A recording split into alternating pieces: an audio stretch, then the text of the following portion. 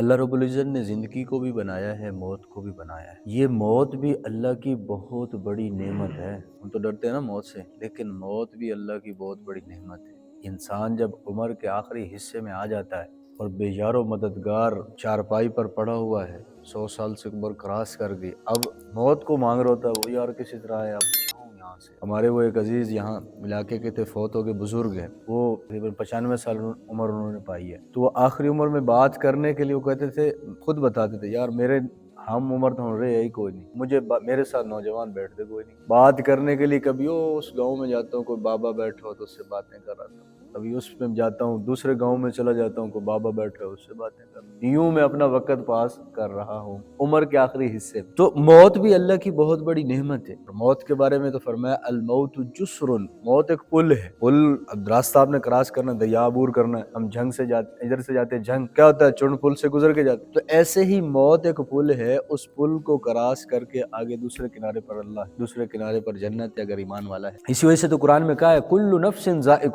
ذائقۃ الموت، کہ جو کوئی بھی دنیا کے اندر جس کے اندر بھی روح ہے نا، ایک نہ ایک دن اس نے مرنا۔ موت سے کوئی نہیں بچ سکتا، نہ کوئی نبی بچا، نہ کوئی رسول بچا، نہ کوئی فرشتہ بچ سکتا ہے، نہ کوئی جنوں میں بچ سکتا ہے، نہ کوئی ولی بچ سکتا ہے، نہ کوئی انسانوں میں بچ سکتا ہے۔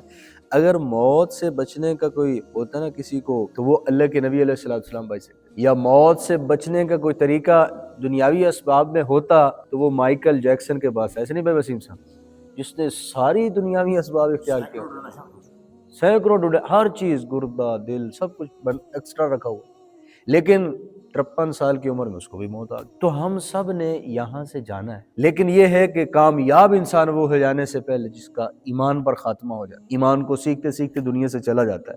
اللہ کے نبی علیہ السلام کی جو میں نے حدیث پڑھی، حضور نے فرمایا کہ بے شک یہ جو دل ہے ان کو بھی زنگ لگ جاتا ہے جیسا کہ لوہے کو زنگ لگتا ہے۔ تو اصحابہ نے عرض کی یا رسول اللہ، اب لوہے کو تو زنگ مار مارے اتر گیا، اور طریقے ہوتے ہیں، تو دل کے اوپر جو زنگ لگتا ہے اس کو کیسے اتارا جائے؟ حضور نے فرمایا موت کو کثرت سے یاد کرو اور قرآن پاک کی تلاوت کرو، اس سے کیا ہوگا؟ اس سے تمہارے دل کا زنگ بھی اترے گا اور خوف خدا بھی پیدا۔ پھر اللہ کے نبی نے فرمایا دنیا سجن المؤمن و جنت الکافر، دنیا مسلمان کے لیے قید خانہ ہے، کافر کے لیے جنت۔ ہمارا سب کچھ اللہ نے جنت کے اندر تیار کر رکھا ہے۔ اسی وجہ سے تو قرآن میں فرمایا اگر ایمان والوں کے ایمان کا اللہ فرماتے ہیں ڈر نہ ہوتا کہ ان لوگوں نے ایمان سے پھر جانا ہے، تو میں کافروں کے دروازے، کھڑکیاں، چھتیں ان کی سونے کی بنا دیتا، کیونکہ ان کا سب کچھ دنیا میں آخرت میں نہیں، اور ایمان والے کا سب کچھ کس میں؟ جنت میں تیار کر کے رکھا۔ ابو جعفر منصور بادشاہ گزرا ہے، اس نے خواب دیکھا، تو خواب میں نا فرشتے کو دیکھا، فرشتے سے پوچھا میری عمر کتنی ہے؟ فرشتے نے 5 انگلیاں اشارہ کر دی۔ بیدار ہوا، علماء کو جمع کر لیا، بتاؤ بھائی میری عمر کتنی ہے؟ فرشتے نے 5 انگلیوں کا اشارہ کیا، میں نے عمر پوچھی، بتاؤ میری عمر کتنی ہے؟ کسی نے کہا 5 ماہ، کسی نے کہا 5 سال، کسی نے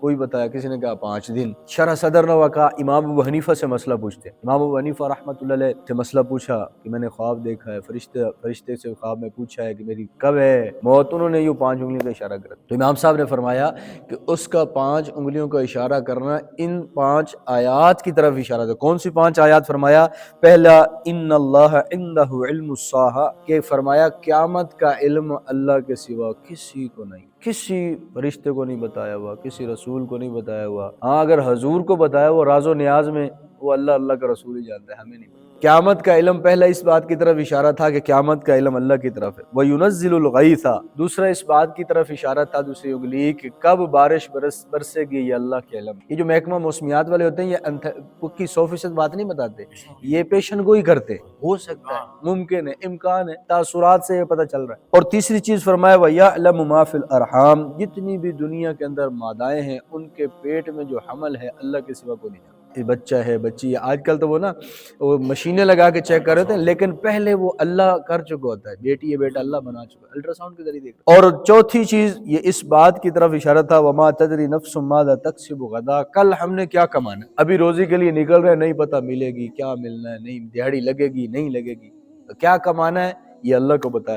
اور 5واں فرمایا ما تدری نفس بأی ارض تموت، 5واں فرمایا کسی کو یہ خبر نہیں کہ اس کو کب موت آئے گی اور کس جگہ پر آئے گی۔ یہ 5 آیات کی طرف اشارہ تھا، کہا ہاں واقعہ ایسے، تو اس لیے موت جس کی جہاں لکھی ہے اس کی وہیں پہ آنی ہے۔ حضرت سلیمان علیہ السلام بیٹھے ہوئے تھے، ان کی مجلس لگی ہوئی تھی، ایک بندہ بھی بیٹھا ہوا ہے، جبرائیل اسرائیل علیہ السلام آئے اور اس بندے کو گھورے جا رہے وہ بندہ ڈر کے اٹھ کے آ کے سلیمان علیہ السلام سے کہتا ہے کہ یہ مجھے بار بار گھورے جا رہے ہیں، مجھے لگتا ہے جیسے ملک الموت یہی نہیں آ کے بیٹھا ہو، تو لہٰذا آپ مجھے نا کہیں دور ہندوستان کی زمین پہ پھینک۔ سلیمان علیہ السلام نے ہوا کو حکم دیا، انہوں نے اس شخص کو عربوں کے علاقے سے اٹھا کے ہندوستان میں پھینک۔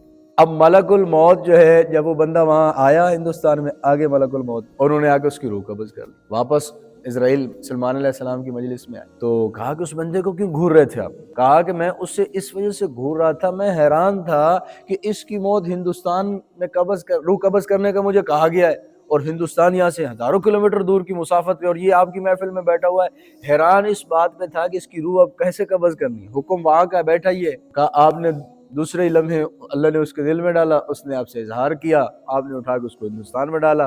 جو اس کا وقت، سیکنڈ، منٹ، گھنٹہ، دن، وقت طے تھا، اسی لمحے میں اس جگہ پہ پہنچا ہوں۔ آگے وہ بندہ وہی پہ۔ تاریخ کی میں نے واقعہ پڑھا تھا کہ انسان کی جہاں پر موت آتی ہے نا، وہاں سے اس کی مٹی بھی لی گئی ہوتی، کیونکہ وہ آئے تھے نا جبرائیل علیہ السلام، اسرائیل علیہ السلام اور میکائیل علیہ السلام، فرشتے جب آدم علیہ السلام بن رہے تھے جگہ جگہ سے مٹی لے کر گئے۔ تو اس لیے بھائیو ہر وقت موت کی تیاری رکھنا، کوئی پتہ، کوئی بھروسہ نہیں ہے۔ اور ویسے بھی آج کل کی جو جنریشن ہے، آج کل جو ہماری نوجوان طبقہ ہے خاص کر، اس کے اندر یہ موت کی ریشو بہت زیادہ بڑھ چکی ہے۔ اور اس کی مین وجہ کیا ہے؟